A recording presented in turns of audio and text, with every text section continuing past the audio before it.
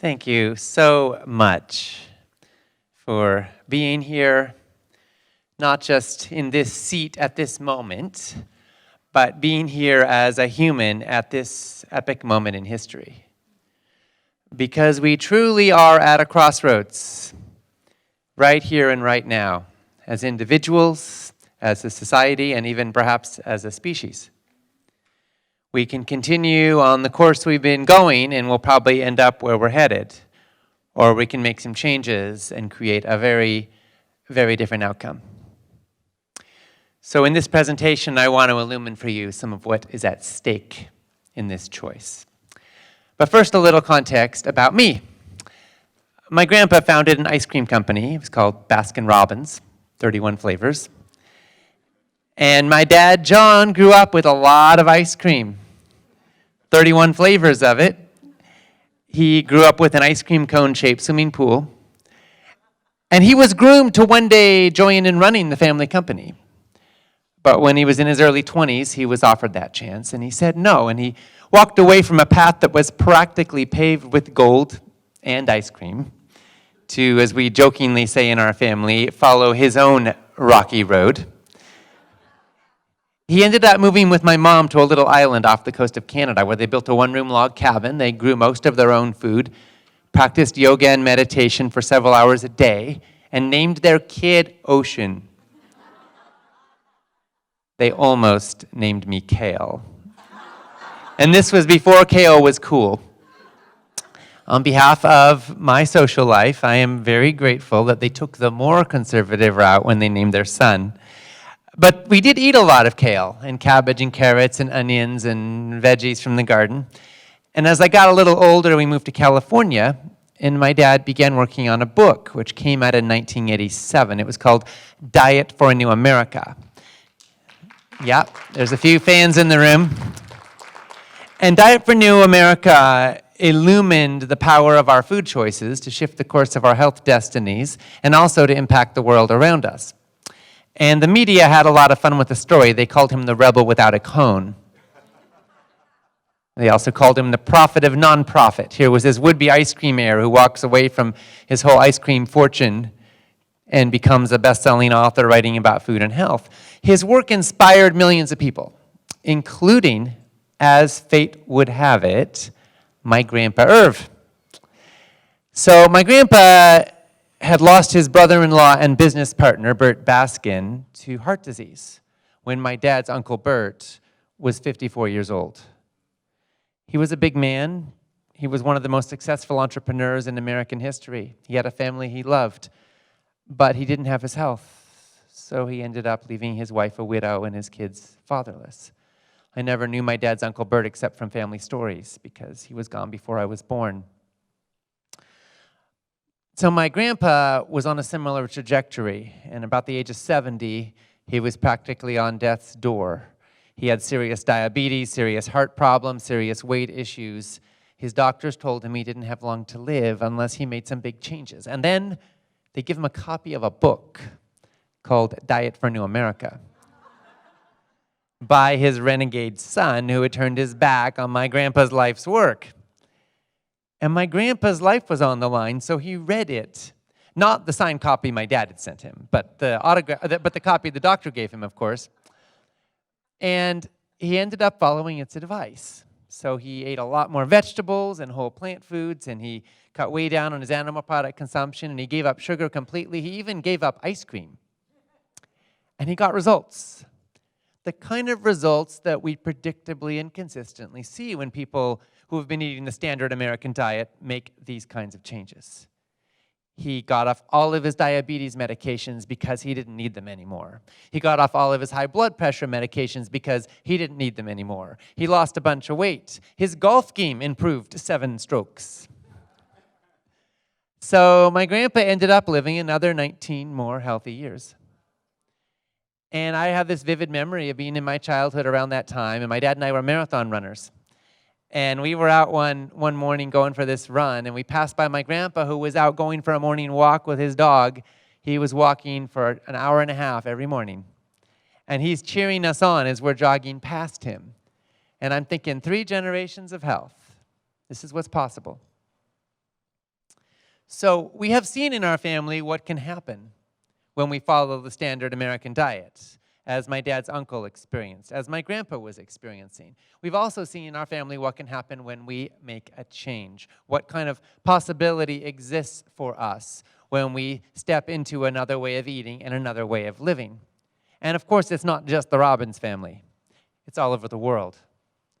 All over the world, we are paying an epic price for the status quo. And we are also seeing that if we do not make a shift, we will end up in pretty dire straits. So just a few facts just to illumine the stakes.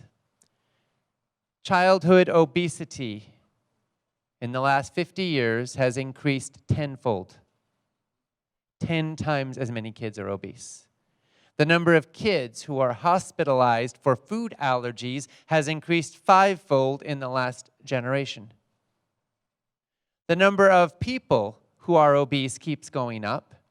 Now 70% of the entire US population is overweight or obese. We are on course that within the next 10 years, 50% of us may be obese or morbidly obese.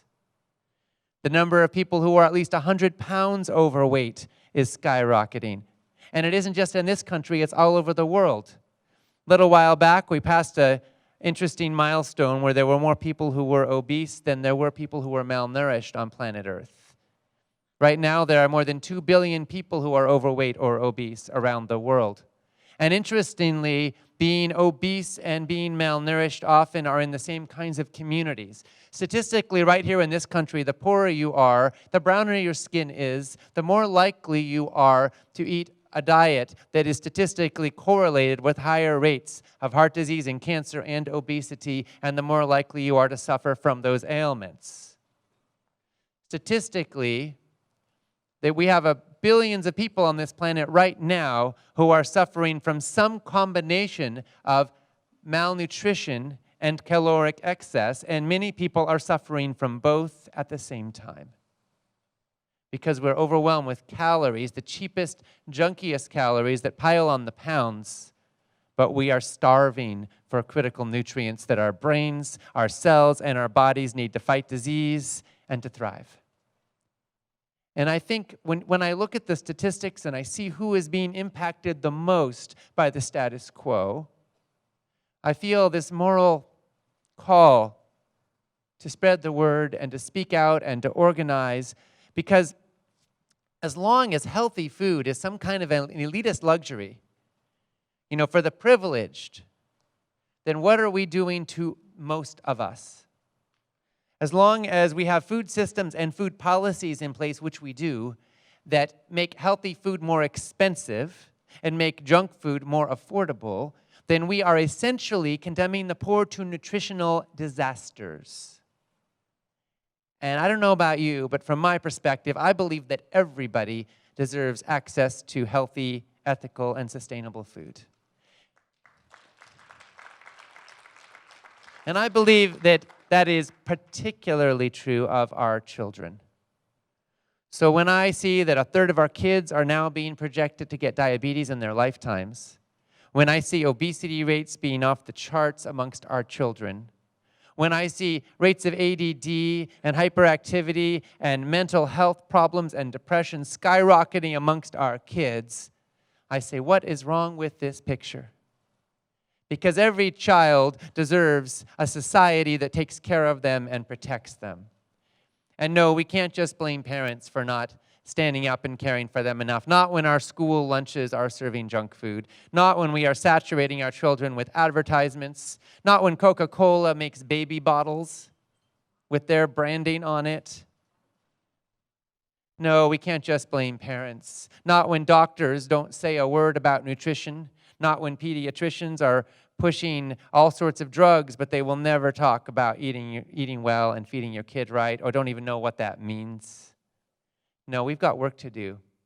We've got work to do to create systemic change, which is why I founded Food Revolution Network, because my passion is healthy, ethical, and sustainable food for all, for everybody. And I'm curious, just of the people in this room, how many of you are concerned about the specter of Alzheimer's in your own life, in your family? How many of you are concerned about the rates of Alzheimer's that are expected to triple in the next generation in this country? How many of you are concerned about heart disease or cancer or diabetes or other chronic illness? Okay. How many of you are concerned about the treatment of animals in our factory farms today? How many of you are concerned about our climate and our water and our air? Thank you. How many of you are concerned about doctors not learning about nutrition in medical school? Okay, thank you. How many of you are concerned about government policies that don't seem to fully get everything we need to have them get about food and healthy food? Okay. How many of you think you know why I'm asking all these questions? Surprising number of hands go up. Because it's all connected. And here's the thing, every bite we take and every food dollar we spend is actually a vote. You're voting for the health you want, and you're voting for the world you want. And this is a vote you don't just make at the ballot box once a year. This is a vote you make 3 times a day or more every day of your life.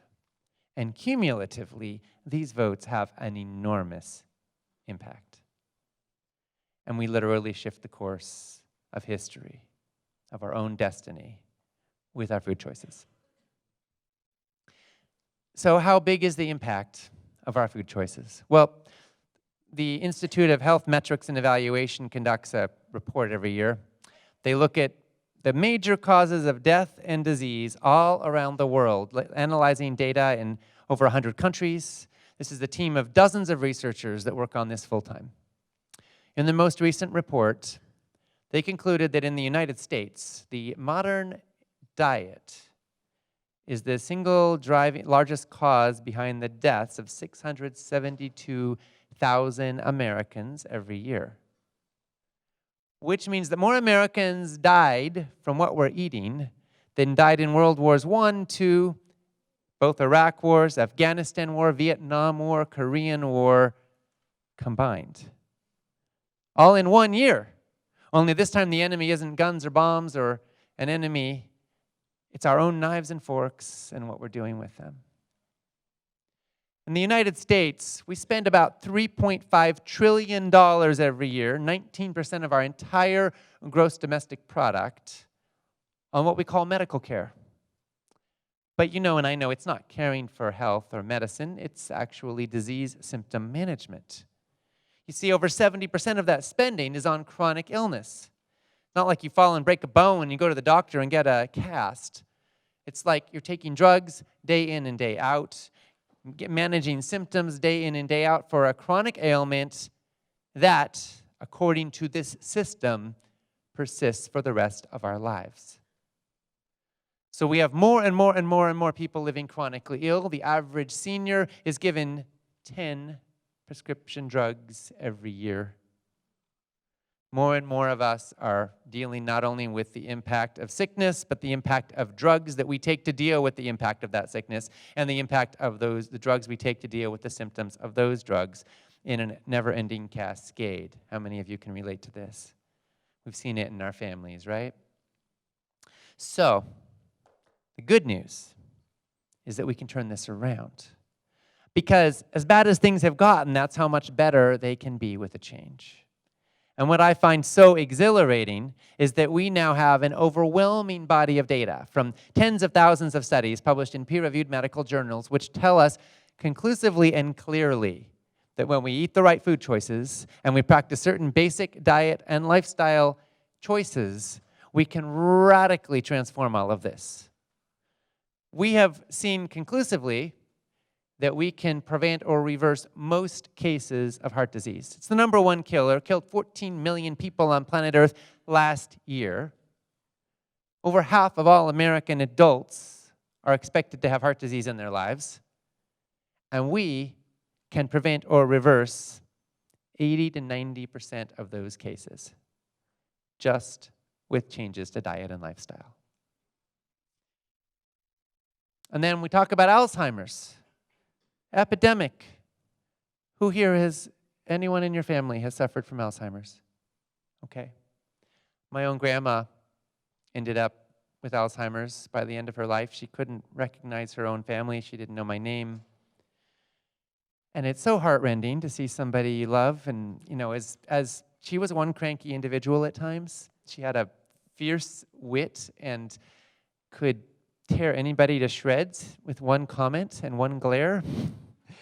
But by the end of her life, she was reduced to a kind of puddle.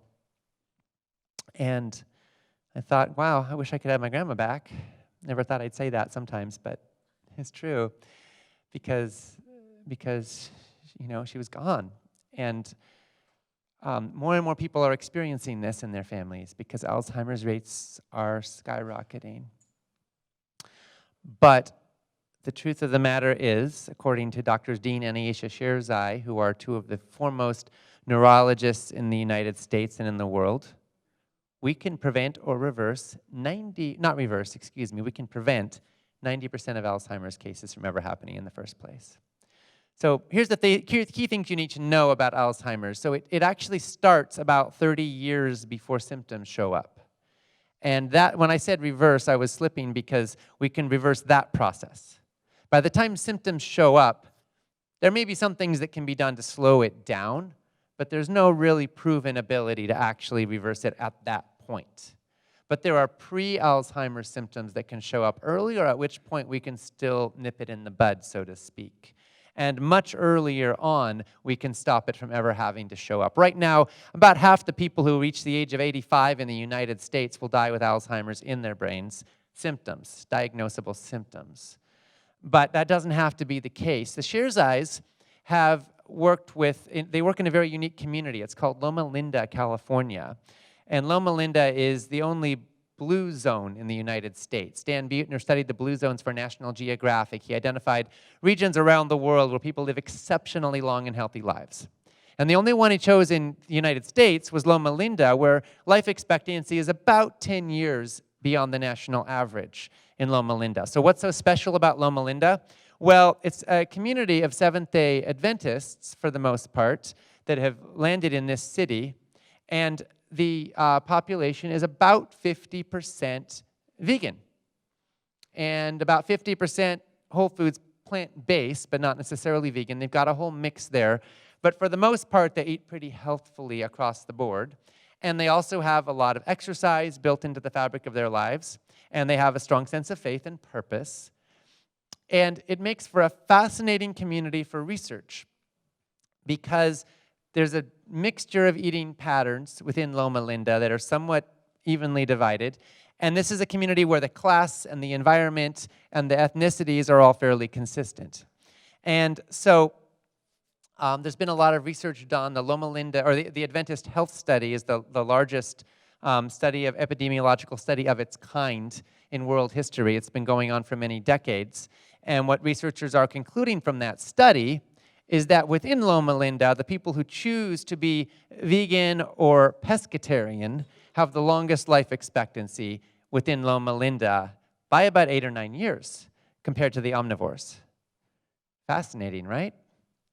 And with most epidemiological studies, you can say, oh, well, how do we know that the vegans aren't also less likely to smoke, more likely to take care of themselves, more likely to have positive thoughts, more likely to have strong social ties, more likely to, do all the other things that are associated with health. So it can be confusing to how to separate that out. But in Loma Linda, we've got a community of people who are all living in very consistent and similar ways, practicing a consistent, similar faith. So it makes it a little bit easier to look at the impact of dietary differences within that community. So the Sherzais are working in Loma Linda as neurologists, and their practice includes people from within the community and also people from nearby, some of whom are eating in the plant-based way and some of whom are not. And they report that overall, the population in their region is about 50-50, whole foods, plant-based, and not. And they have diagnosed about 3,000 cases of Alzheimer's over the last couple of decades with their patients. And of those 3,000 or so cases, how many do you think were whole foods plant-based? 19. 19 out of 3,000. Now that's anecdotal. They're very clear. This is not, doesn't stand up to the rigors of medical research, but When you have something anecdotal with that many people involved, the plural of anecdotal is data, right? 3,019 is a pretty dramatic, striking number, right?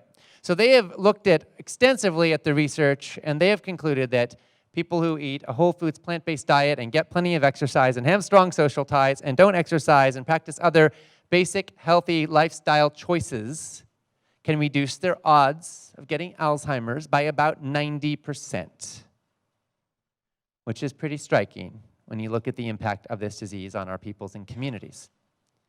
And they're very clear that anybody who has not actually landed in diagnosis and symptoms still has the opportunity to apply these kinds of choices and get tremendous results.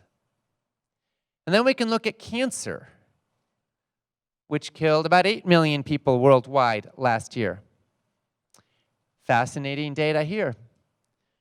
So it turns out that less than 10% of cases of cancer are caused by genetics. More than 90% are caused by a combination of diet, lifestyle, and environmental factors. What do we mean by diet? We mean predominantly processed meats, red meat, sugar, processed junk, probably pesticide contamination. And on the flip side, healthy things would be vegetables, mushrooms, certain fruits, legumes, and whole grains are all correlated with lower risk of cancer. When we talk about exercise, we mean moving your body, right? Getting out and being out. Obviously not smoking is a big one. And then when we talk about strong social ties, we're looking at things in an environment. We're looking at the fabric of community. Do we feel valuable? Do we feel important? Do we have love in our lives? Do we have loving relationships? Turns out loneliness can kill faster than cigarettes. So having a sense of community and a sense of belonging is critically important. Fascinating to me is that according to the data, it doesn't matter a whole heck of a lot which form of community you have. In other words, people who belong to bowling leagues, who have bridge clubs, are more likely to be healthier. So are people who go to therapy workshops and have emotional support groups and cry their hearts out. So are people who go on, jogs together or hikes together. Any kind of activity that connects you with other people, that helps you feel a sense of belonging, is good for your health. And then when we look at environmental factors, we also have to look at what happens to our bodies from the air we breathe, the water we drink, the household contaminants, what's in our homes, our paints, our couches, all of the different pathogens that are in our environment. And we find that there are a lot of chemicals that are known to cause cancer that are around us all the time. So to the best extent possible, we want to clean that up so that the air we breathe and the water we drink and the environment we surround ourselves in and the clothes we touch are as healthy and non-toxic as possible. Because, your body can handle a certain amount of that stuff, but the more we deluge it with, the harder it will be for your body to effectively neutralize all of the carcinogenic load that's coming your way. So bottom line is that if 10% of cancer is caused by genetics, maybe less, then we can fairly much say that probably about 90% is caused by things that we have some control over. So you see this trend here. We're saying 80 or 90% of heart disease, 90% of Alzheimer's, up to 90% of cancer could be avoided just with diet and lifestyle choices. And then we've got diabetes, where it's probably even higher than 90%, with type 2 diabetes, which is 95% of cases in the US right now, directly linked to obesity, profoundly linked to the food on our plates. And some people think diabetes is a disease of excess sugar, and there is no question that excess sugar can negatively impact your blood sugar balance. But it's not all just about the carbs. It's also about our ability to metabolize those carbs and use them effectively. Blaming the carbs is a little bit like saying that all the speeding tickets in the world are a result of driving, which you could say is true. But a good driver will not get a lot of speeding tickets or be in a lot of accidents because they're paying attention. And when your body is able to effectively metabolize the carbs in your diet, then you will be set up to not have diabetes. That's kind of what diabetes is when you consume sugars, they spike your blood sugar. Your body doesn't know how to work with them adequately. So How do you set your body up to be able to effectively metabolize those? Well, obviously, you need to be able to produce insulin. Type 1 diabetics do not produce enough insulin, if any at all. You need to be able to produce insulin, and your body needs to be able to be responsive to it, because insulin will bring your blood sugar levels down and help you regulate them. So type 2 diabetics become insensitive to insulin, and their body has to produce more and more and more of it in order to get the same result, and eventually it doesn't even work adequately, and that creates a cascade of problems. So, and then obviously when your body has to produce a lot of insulin, that creates stress on your body as well. So what we're finding is that the number one factor in insulin sensitivity is how much saturated fat you consume. When you bring down your saturated fat consumption levels, your body's receptors are more available to absorb the insulin in your body and work with it effectively. So saturated fat and type 2 diabetes are directly correlated. And it's totally linked to diet and lifestyle. So if we think really, what would happen if we could reduce our rates of these 4 diseases by 70, 80, 90%? I mean, what the heck would we die of? Maybe we'll just ripen. It's fascinating, and we can maybe get a glimpse of it by looking at the blue zones, where people have traditionally lived the longest and healthiest lives. I don't think any of them are exemplars of everything we know about optimal healthy living, but they sure have gotten further than we have in the industrialized world. And what we see in Okinawa, Japan, with the elders there, what we see in Icarus, Greece, what we see in the Nicoya Peninsula in Costa Rica, what we see in Loma Linda, California, is that people in these regions all have certain things in common. They all eat a predominantly whole foods, plant-based diet. They all have lots of exercise. They all have strong social ties, love, and they all have a sense of purpose or meaning or some form of stress reduction or spiritual path that is meaningful to them. To put it in Dr. Dean Ornish's words, we all need to eat better, move more, stress less, and love more. Pretty simple, pretty powerful. And when we put this into action, we can literally shift the course of our lives. But we don't just impact our lives with our food choices. We impact the whole world around us. A few years back, I was directing a nonprofit organization, and we were working with young leaders around the world, and I was working with Tashka Yawanawa. I was chief of the Yawanawa tribe in the Brazilian Amazon. Their tribe was hundreds of miles from the nearest road. They were way out there, and their people had been living for countless millennia in harmony with the earth in the middle of the rainforest.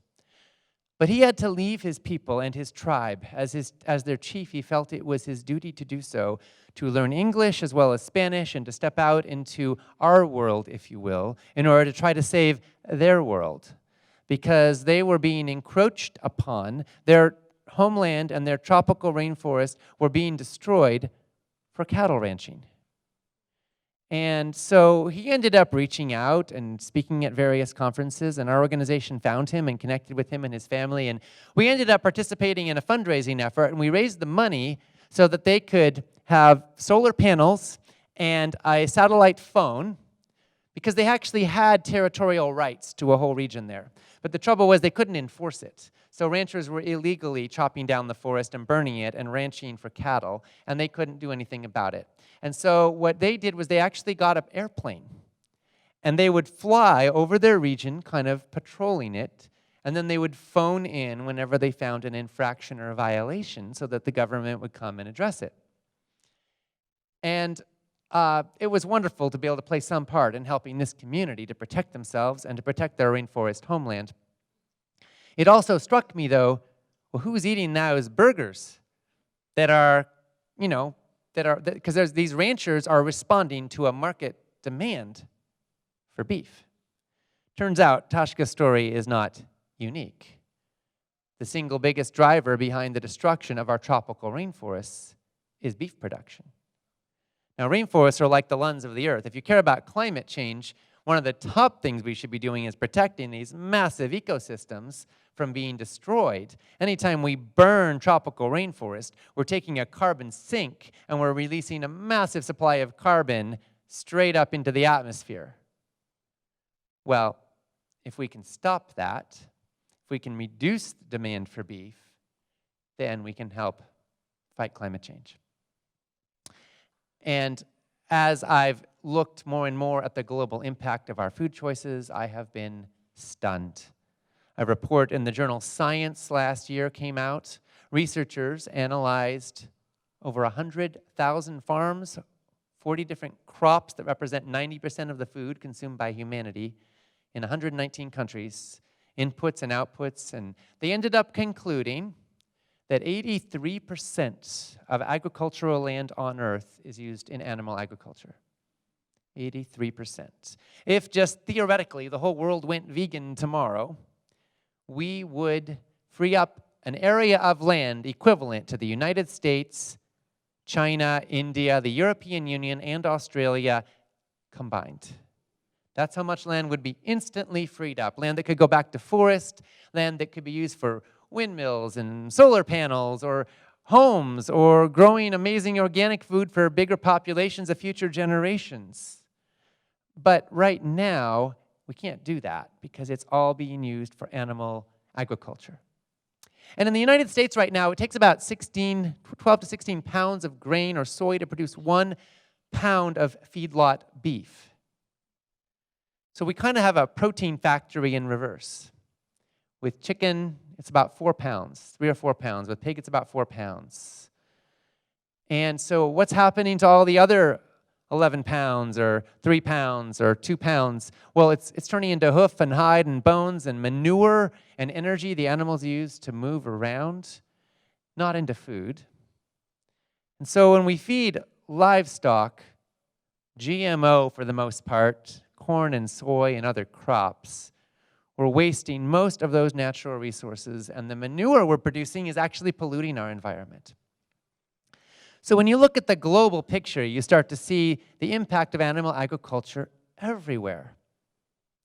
Researchers at the United Nations Food and Agriculture Organization concluded that cows impact our climate more than cars do. They concluded that, in fact, the impact of animal agriculture collectively is greater than the entire transportation sector. All of the cars and trucks and ships and planes and what did I leave out? Cars, trucks, ships, planes. Anyway, all the transportation, every way we get around and get our stuff around, put together, and animal agriculture has a greater impact on our climate than all of that. I live in California. We've got a water issue in California. Even though we've had some rain recently, it's still a constant concern. And we're not the only place that has a concern. Yeah, ocean even has a water issue. Isn't that amazing? Yeah. It's not the only place where that's true. Right now, there are billions of people on this planet who are dependent on underground aquifers for their water supply, and most of those aquifers are not renewable. So where is our water going? Well, most of it actually worldwide is going to agriculture. And when you look at how wasteful our animal agricultural system is, you start to see the impact of that, because in the United States, it takes about 2,000 gallons of water to produce 1 pound of feedlot beef. This means that, 1 pound of beef, you'd need enough water to stack a pile of 1-gallon water jugs almost half a mile high. As much water as you probably use in showering in about 3 months, just for a pound of beef. In our state of California, every year we export more water than the entire city of San Francisco uses. We export in the form of alfalfa to China for them to feed to their livestock. In the state of California, we use more water for animal agriculture than we do for all municipal uses, all government uses, and all business uses combined. And we import most of our meat. Worldwide, the impact of livestock is devastating communities, it's devastating ecosystems, it's the single largest driver behind deforestation, and it's the primary place that GMOs are showing up. Most of our glyphosate is being sprayed on genetically engineered croplands that are growing feed for livestock. In my own journey, I founded a nonprofit and I work with young leaders all over the world in 20 countries.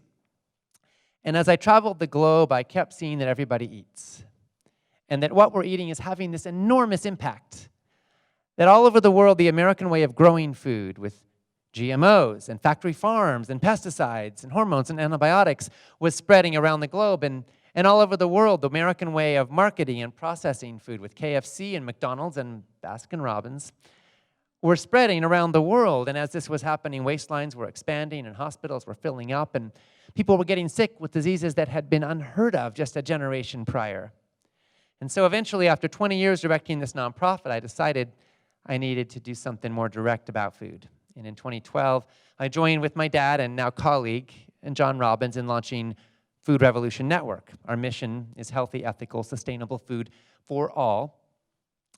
And we've been spreading the word and publishing our blog and building an email list of about 500,000 people and putting on online summits and courses and trainings, and also wanting to be an advocacy voice.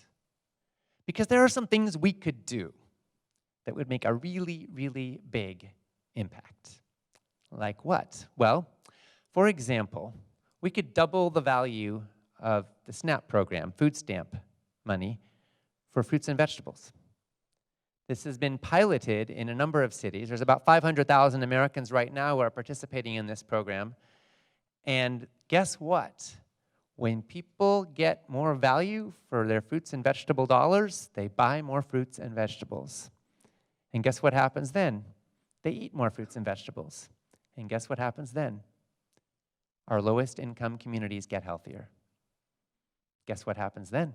The cost of healthcare goes down. Insurance premiums go down. Hospitals spend less money treating emergency care for people who can't afford to pay, which means they have to bill insurance companies less, which means all of our premiums go down, which means the cost of Medicare goes down. Emergency medicine drops.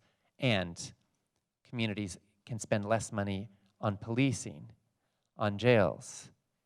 Because, you know what? When people eat healthier, they live healthier. And they are less likely to become engaged in crime and other problematic activities. Because you know what? Statistically, the healthier your diet is, the more likely you are to be a taxpayer. The more likely you are to succeed in the world. Because it's very hard to succeed when your brain is full of fog and your body is full of pain, when you're not functioning well and thinking clearly. So when we take a simple step like choosing to support healthy food in low-income communities, we are uplifting our entire society. We are uplifting the well-being of our kids and families perhaps the most.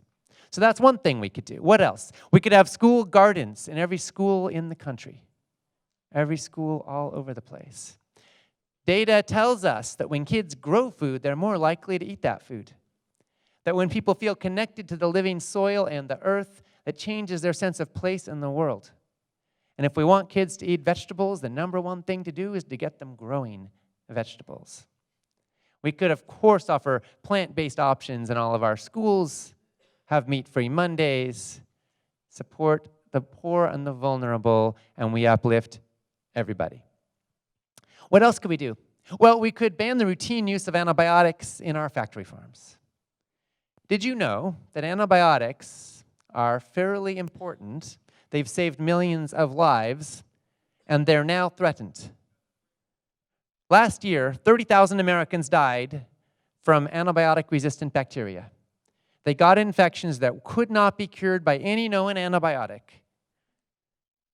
Infections that would not have existed in that way just a couple decades prior. 800,000 people died last year worldwide from antibiotic-resistant bacteria. Many health researchers are afraid that we will enter soon into a post-antibiotic world. That within the next generation, the most powerful medicines ever developed for the curing of disease could become impotent. Why? Well, partly, of course, antibiotics may be overprescribed. Partly they get prescribed more when people are sick more, and we've got a lot of sick people. But also because most of our antibiotics are not being given to humans. They're being given to livestock. Right now, 80% of the antibiotics used in this country are given to livestock, not people. More than 2/3 of all the antibiotics used worldwide are given to livestock. And they're not just given judiciously to sick animals to help them get better. They are given consistently and routinely in every dose of feed because they help the animals gain weight faster, to fatten them up more quickly. And also because they're in such deplorable conditions that some of them might not survive without antibiotics with every dose of feed. So if we ban the routine use of antibiotics, and if we say, hey, only for an animal that's actually sick, and by the way, you can't treat animals in ways that they all get sick, then what does that do? It might preserve these medicines. You know, you could say that our factory farms have become biological weapons factories. They are literally breeding and producing biological toxins, these antibiotic-resistant bacteria that are killing us by the tens of thousands, that threaten to kill us by the hundreds of thousands and by the millions in generations to come. But we can help take a bite out of that when we say no to that system, when we do not support it with our dollars, when we do not consume it with our mouths, and when we help create policies that shift the course of all of this. It makes a big difference. So what else could we do? Let's suppose you're somebody who cares and you want to see the world change for the better. Well, another thing we could do is we could get nutrition taught in medical school. And this is something we've been working on. So, first, the bad news. The average physician in all their years of medical school in the United States gets less than 19 hours of nutritional education. And most of that is focused only on understanding specific nutrient profiles and diseases that are caused by not getting enough of them. None of it really looks at how to help patients eat well. My own aunt went through chemotherapy. She had bladder cancer, had to have her bladder removed. It was a really scary time. We didn't know if she'd make it. I am so happy to say she made it through, and she's alive and well. The bad news is that not once in all of her journey did any of her oncologists say one word about food. Only one time, actually, she even heard about food. She was sent off to a marijuana dispensary to help get her appetite back. And they said, oh, you might get the munchies. You should have some cookies. That was it. Otherwise, nothing about food in the entire journey. Now, we know for a fact that her chances of recurrence are much higher if she doesn't change her diet. We know this. And I'm sure her doctors thought that they were being kind and loving to her by not wanting to disrupt her life, by telling her she could just go on doing what she loved. They wanted to make her life easier in a time of incredible stress. But here's the thing, I don't think it was making her life easier to set her up for recurrence, because she was going through all this suffering of chemotherapy and debilitating surgery because she wanted to live. She didn't want to die. And I think that for a doctor in that situation to not say a word about food with all that we know today is bordering on malpractice.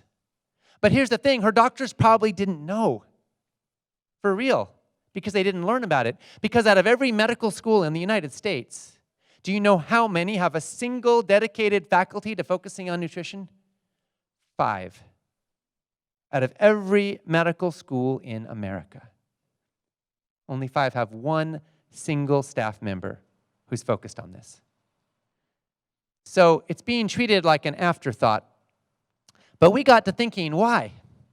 And what could we do about it?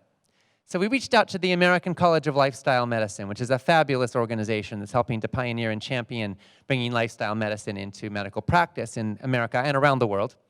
And we said, what's going on here? And I talked to Dr. David Katz, who founded ACLM, and he said, well, the schools teach to the test. And the tests are administered by the National Board of Medical Examiners. And we dug a little deeper. It turns out there's about 10,000 questions in the MBME question bank that are given to medical schools in the United States. And they pull from those question banks for all of their graduates to test them to find out whether they're going to be able to become licensed physicians. How many of those 10,000 questions do you think relate to diet and lifestyle and helping patients eat well? None.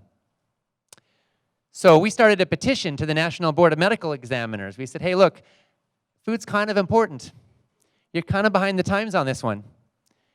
And you have a responsibility to drive this conversation, because the medical schools literally have to make it harder for their graduates to pass your tests if they're going to add curricula that actually distracts from the data they need to be able to memorize in order to pass the tests.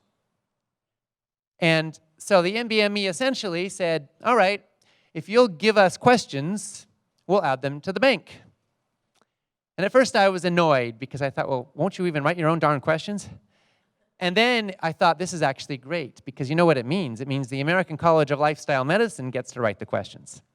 And that way we know they'll be smart, because the ACLM is actually reading the data and paying attention to the latest breakthroughs. And so we ended up taking on a fundraising drive. It was going to cost $250 per question. We wanted to raise enough money for 1,000 questions so that 10% of the bank would be diet and lifestyle based. $250,000. And I am pleased to tell you that as of December 31st, we hit the mark.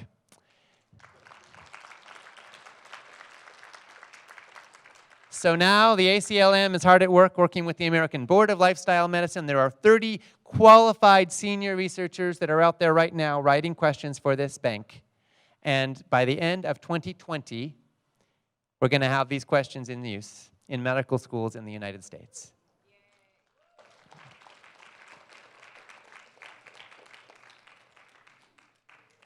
So it's one step at a time. But Dr. Martin Luther King said once, the arc of the moral universe is long, but I believe it bends towards justice. And I believe he was right. I think that all over the world, people are sick of being sick. We're tired of being tired. We're fed up with a toxic food system, and we are hungry for a change. One of the places that that's showing up in recent years is in the GMO movement and GMO labeling. And it's been a tough fight. But a few years ago, we were very involved in a GMO labeling initiative in the state of Washington called I-522. And the goal was to get, it was on the ballot for voters, and the goal was to get GMOs labeled in the state of Washington. And it started off being very popular. But then the anti-GMO side raised a lot of money. They shattered state records for ballot initiatives in the state of Washington, the amount of money they raised. Tens and tens of millions of dollars, and they blanketed the airwaves with all kinds of ads saying that the price of food for your family will go up if labels go on packages, saying that this would destroy the economy, saying all kinds of terrible things. And people just wanted the right to know if their food was GMO. But this went on, and in the end, we barely lost, like by a fraction of a percent in that election. And I was really disappointed. But then some news broke. So it turns out that the Grocery Manufacturers Association had led the charge, contributing over $30 million to the No campaign. And the Grocery Manufacturing Association is kind of or Manufacturers Association is kind of a consortium of the junk food lobby. They represent a lot of the big food companies. But it turns out that they had withheld the identities of their donors. They didn't say where their money came from, and that turned out to be a violation of campaign finance law in the state of Washington. So the state attorney general sued them, ended up getting the names released of all of their donors, and ended up suing them and winning, prevailing, and the GMA ended up getting hit with a multi-8-figure campaign finance law fine, the largest campaign finance violation in U.S. history. And the GMA is now falling apart. Their members are pulling out. But along the way, I got to thinking, so those companies wanted to hide their identity. They were willing to break the law in order to funnel their money through the GMA and not be accountable for the fact that they were funding the fight against our right to know. And then around that time, I was out in a natural food store, and my son River, the ocean refuses no river, my son River and I were out shopping, and I pick up an Odwalla Mango Tango. It's a kind of smoothie drink. Odwalla is owned by Coke. River knows this. River says to me, Odwalla is owned by Coke. I say, yeah, I know. And he says, so Coke funds a fight against GMO labeling. And I say, yeah, true. He says, so you want to give your money to Coke? And I'm like, I said some lame thing about, well, maybe if you know, more people buy Odwalla, then they'll realize that, they should spend more money marketing healthy food instead of junk food. And River says, so you want to give your money to Coke then? And I just kind of stopped and very sheepishly put the Coke back, or the Odwalla back on the shelf. And I was turning beet red and thinking, what kind of kid have I raised here? And then it hit me. Food Revolution Network members, for the most part, don't buy a lot of Coke. But we do buy Odwalla, and Dasani, and Zico coconut water, and Honest Tea, and maybe even Vitamin Water, and Simply Orange, and other natural brands that Coke owns. We may not buy a lot of Pepsi, but we might buy a lot of brands that they own. And it struck me that maybe we should call for a boycott of the natural brands owned by the big companies that were fighting our right to know with GMOs.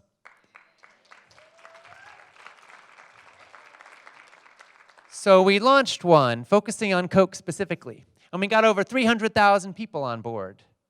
And then we went to Coke, and we said, hey, you all say, because we pulled up their mission statement, we said, you all say you support transparency, and you say you support consumer empowerment. But here you are spending millions of dollars fighting transparency and consumer empowerment. And we think you're on the wrong side of history, and we'd like to see you stop. And lo and behold, they invite us in for a meeting. And so I ended up going to Washington, D.C., and we were working with Center for Food Safety on this campaign. And we got together, and then Coke said, basically, well, we'd like to see a national solution on this issue. And we'd actually like to see GMOs labeled in some way, and we'd like to talk about that. But here's the thing, we're only one small company. We can't do this all by ourselves. Thinking, yeah, right. But then they said, let's pull in others. So we ended up having a series of meetings with leadership from Coke and Nestle and Unilever and Pepsi, American Beverage Association, Mars, other big food companies, and leadership from Food Revolution Network, Center for Food Safety, Consumers Union, which publishes consumer reports, Just Label It, and other major organizations. And this was super top secret at the time. And we all met in Washington, D.C. for a series of meetings over the course of a couple of years. And we actually together came up with a strategy, and we had attorneys from both sides, if you will, drafting legislation that we were going to introduce to Congress that would have been the first time in American history that the food movement and the junk food industry would have introduced joint legislation to Congress on something we could align around.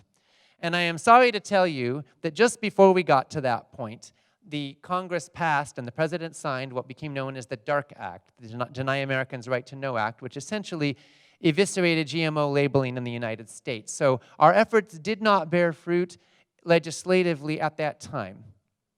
But essentially it made GMO labeling voluntary.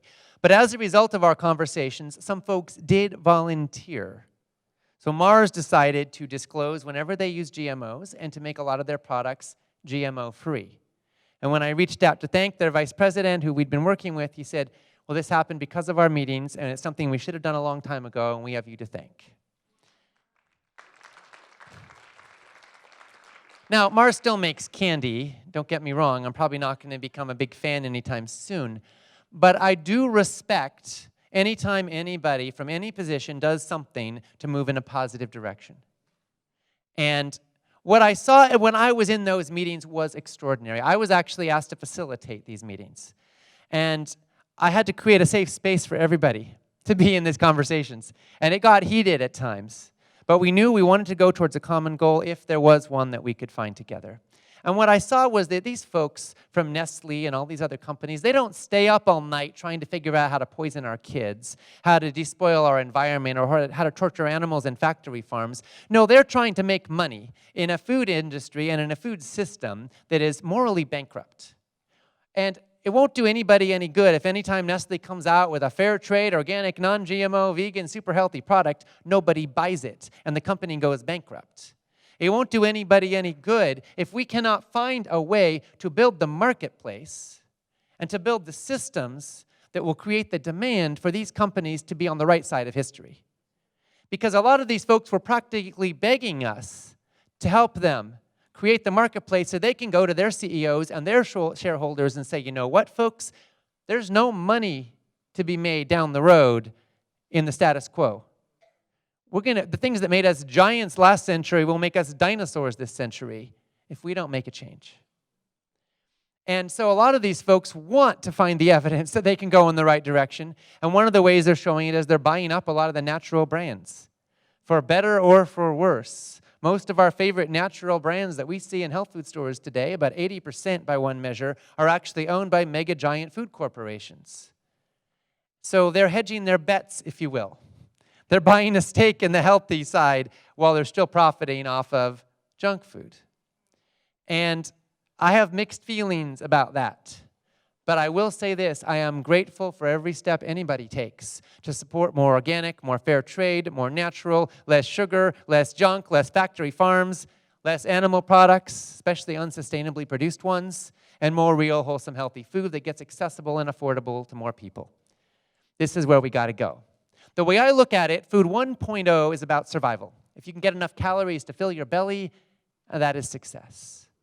And for most of human history, that's been the name of the game. Food 2.0 is governed by commerce, the buying and selling of goods. See, my grandpa grew up in the Great Depression. He was hungry and poor at times as a child. He was a couple generations removed from the pogroms where his grandpa and his parents had escaped vicious violence in Russia and Eastern Europe. They were Jewish. They had managed to flee, to barely eke out a survival. And for them, just getting food was success, but he took it further. And he said, let's not just have vanilla chocolate and strawberry, let's have 31 flavors of ice cream.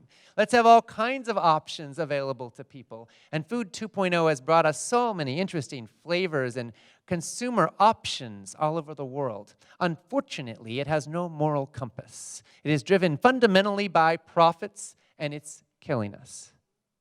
Which is why we're now headed towards Food 3.0. And I think we have a choice before us, whether it's 3.0A or 3.0B. To me, Food 3.0A is what happens if we continue on the current course. What does that mean? We've got about 60 years of farmable soil left on planet Earth. Our topsoil is depleting rapidly. We've lost over half of it in the last century. By the year 2050, on current trends, we will have an amount of farmland available on Earth per capita that's about half what it was in 1950. What does it mean if we keep going in the current direction? Obesity rates are going to hit 90% in the United States. We already have the first generation in history that has a shorter life expectancy than their parents. If we continue on this trajectory, we're going to see the expectations that Alzheimer's rates will triple. We're going to see the projections that diabetes rates will continue to skyrocket. Out-of-control medical spending will bankrupt our economies. We will not be able to keep our commitment for Medicare for our citizens, much less expand it to everybody. Not if it costs us $5-10 trillion a year. Where's that money going to come from? It's already 19% of our gross domestic product. If we continue on the current course, climate change will continue to accelerate the difficulty of growing food reliably in countries around the world. We will drain our aquifers. We will run out of forests to chop down for cattle. And we will have mass starvation by the billions. That's where we're headed right now. But Food 3.0B is very, very different. You see, if we choose to eat lower on the food chain, if we choose to eat more vegetables, if we choose to empower healthy choices in low-income communities, if we choose to create a medical system and a healthcare system that actually is responsive to the needs of the community and helps people to be healthy instead of just recover from disease, if we choose to bring healthy food into our educational systems, if we choose to hold companies accountable for their choices so that they become responsible and have a financial incentive to offer healthier options. If we choose to slash subsidies of junk food, Twinkies has 14 subsidized ingredients, by the way. Broccoli has 0. So what do? We shift that. We flip it on its head so it actually becomes healthier, more affordable to do the right thing for our bodies. If we make these kinds of changes, we can slash medical spending. We can slash meat's environmental impact. We can uplift the health of a whole heap of people. We can become more productive. We can have a more productive economy. We'll have less people in prison, less people in hospitals, less people dying early, less widows, less kids losing their parents, more people being productive and healthy and happy. We'll have less mental illness. I didn't even talk about that, but that's directly linked to diet and lifestyle as well. And we'll have a healthier society. That is available to us. And we can participate every day in making that choice. Because the difference between food 3.0A and food 3.0B isn't up to some government policy out there. It's not up to some food company out there. It's not up to anybody except us. What we do individually creates ripples and creates, over time, the capacity to shift the course of history. So what side are you on? What stand are you willing to take? I want to light a fire in you. A fire that says enough is enough of the status quo. Enough is enough of kids losing their parents too early, thinking it's their fault that they're sick, that they're caught in brain fog, that they can't do well in school because they can't think clearly, that their self-esteem is taking a beating because kids make fun of them, and not knowing that they have any choice in the matter. Enough is enough of our elders dying with dementia and us thinking that is normal. Enough is enough to half of us having heart disease and us thinking that's normal. Enough is enough to us destroying ecosystems, destroying species that are going extinct forever so that we can have cheaper burgers. Enough is enough to animals being tortured in factory farms. Enough is enough to the status quo. It is time for a change.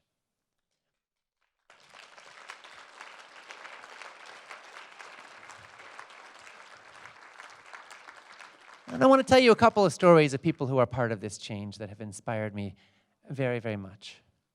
Craig Watts was a chicken farmer in North Carolina. He'd been doing this for about 30 years.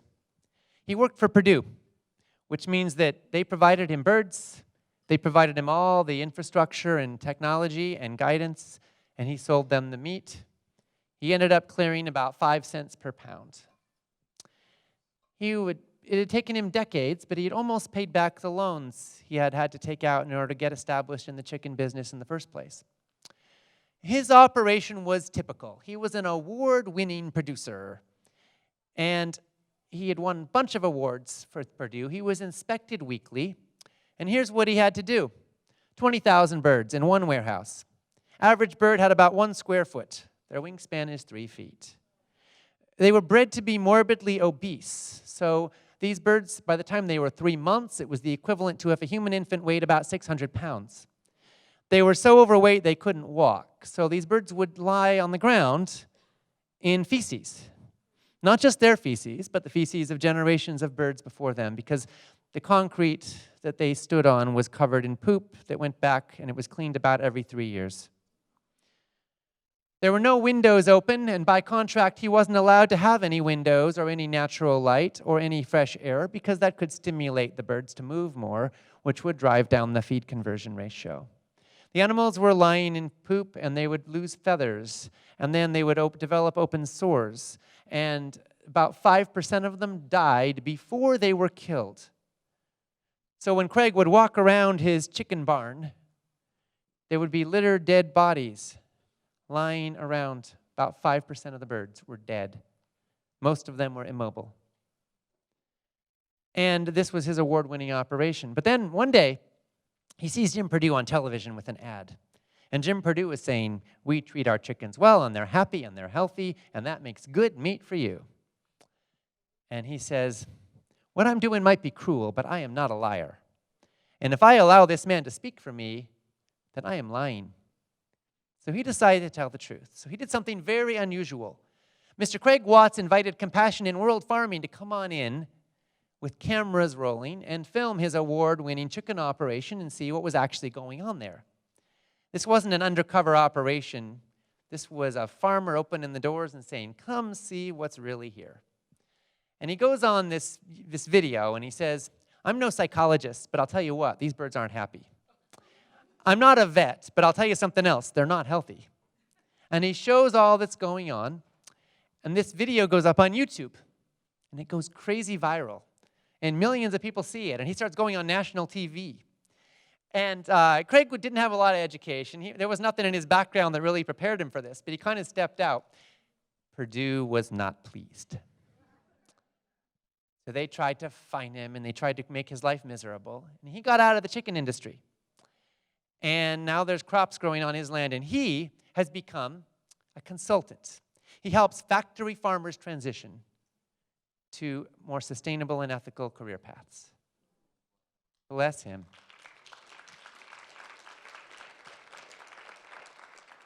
Do you have any idea how much courage it took for a man who was that steeped in that way of living to make that kind of a change? Can you imagine how hard his heart must have had to get to try to cope with 30 years of doing that to birds? And yet somewhere inside him he knew it wasn't right. And eventually he chose to tell the world. And he chose to do something different when he had no background in knowing how to do anything different. He said, I'm going to step out and I'm going to create a whole new life for myself, trying to do something different and make amends and make the world a better place. Bless him, right?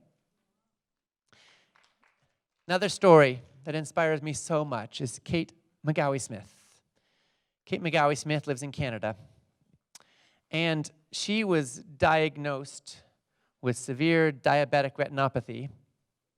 She had massive lung issues fueled by her diabetes. And by the age of about 30, she was over 100 pounds overweight. She lost her eyesight. She couldn't walk. And she was hooked up to a 30-pound oxygen tank that she needed to take everywhere just to breathe. And her doctors told her that they recommended she have a good will because her little children might not have their mother much longer. Kate was given no hope by her doctors, but thankfully she watched a movie called Forks Over Knives. And she was very inspired by it, and she decided to put it into action. She gave up all animal products, all sugars, went totally plant-based. She taught herself to cook while blind, in a wheelchair, hooked up to a 30-pound oxygen tank. She snacked on greens 6 times a day, and she got results. She lost 100 pounds. She reversed her diabetes. She reversed her retinopathy and got her eyesight back. She got her mobility back and she could walk, and she got her breathing back and said, bye-bye oxygen tank. Kate doesn't have to be afraid now that her children are about to lose their mom. And she wanted to go further, so she started an organization called Fork Smart. She does nutritional coaching, sharing her story and helping inspire as many people as she possibly can to make these kinds of changes. When I was talking with Kate and I was interviewing her for my book, one of the things she shared with me was that this had all brought mortality very present for her. And she's reversed all the things I just described, but she still had only 12% kidney function as a repercussion of the diabetes, and that's not expected to ever come back. But she hasn't needed dialysis, rather amazingly, because her diet and lifestyle are so pure and healthy. But she still knows she's vulnerable, and she doesn't know what her future holds, and her body's been through a lot. And she said, I think about the legacy I'm leaving for my kids a lot. It's just never left me, and it's maybe one of the gifts of this experience, is that I think I don't take life for granted for a single day. And she said, in that sense, I think I'm not expecting to be able to leave my kids with much money. That's just not my path in life. I don't have much. She said, but I think I'm going to leave them something a lot more important, which is a living legacy of health. And I said, what do you mean? She said, well, for one thing, they're healthier. My son was 80 pounds overweight. He was in pre-diabetes. He has changed his life. He's lost those 80 pounds, and he's healthy.